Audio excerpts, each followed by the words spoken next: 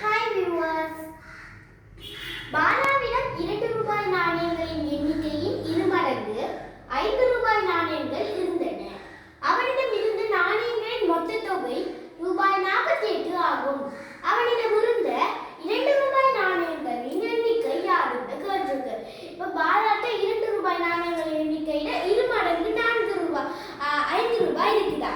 அப்ப நாங்க பார்க்கணும் பாலா இப்ப நாங்க ரூபாய் 2 ரூபாய் 5 என போட்டோம்னா ரூபாய் 2 x இருக்கு எடுத்தோம்னா ரூபாய் 5 இருமடங்கு என்று தரப்பட்டதால 2x.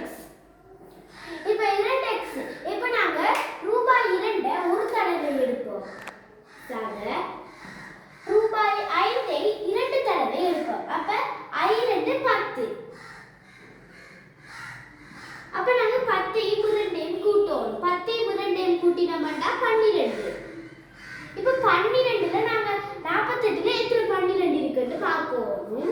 இப்ப 48 நாங்க 12ஆல பிரிக்கணும். பிரிச்சோம்னா 4. அப்ப 48ல 12 4 இருக்கும். இந்த 4 வந்துட்டு குறைந்தபட்ச தொகை தான் 4 இருக்கும்.